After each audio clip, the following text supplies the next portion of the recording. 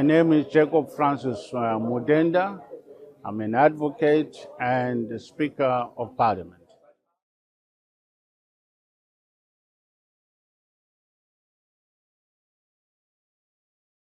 Parliament has three roles.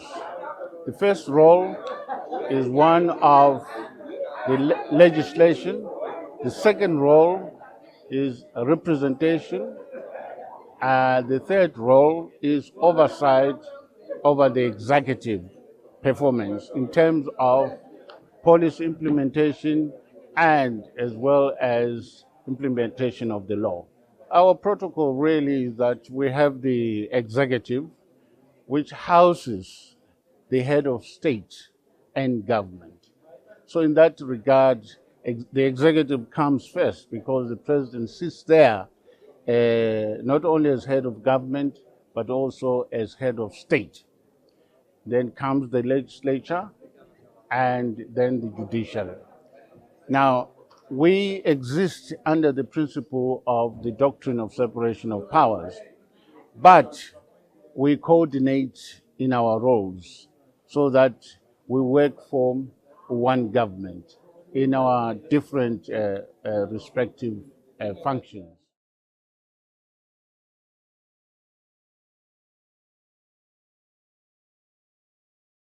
The process goes through the gazetted bills that are assigned to the relevant portfolio committee, and this committee will then go out on public hearings, receive evidence from the public, and then compile a report for the second reading in Parliament, and come up with recommendations on what the people have said about that particular bill. But at the same time, in tandem, the bill is referred to the Parliamentary Legal Committee for purposes of finding out if whether or not the bill doesn't offend the constitutional provisions.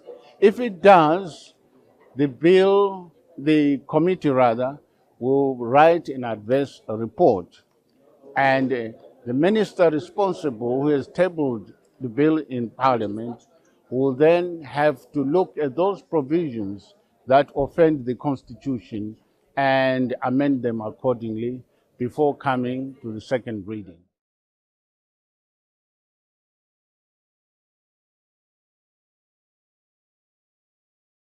In terms of Section 119 of the Constitution, the state and all its organs and agencies of government must act constitutionally and must be accountable to Parliament.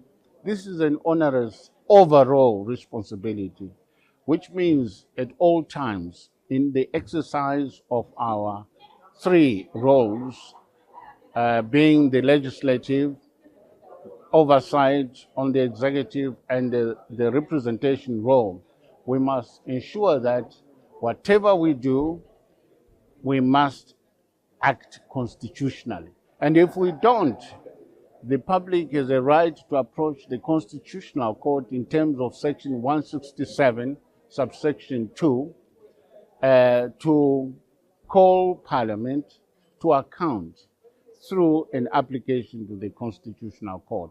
So these are, I think, very important checks and balances in terms of fulfilling our role as Parliament generally.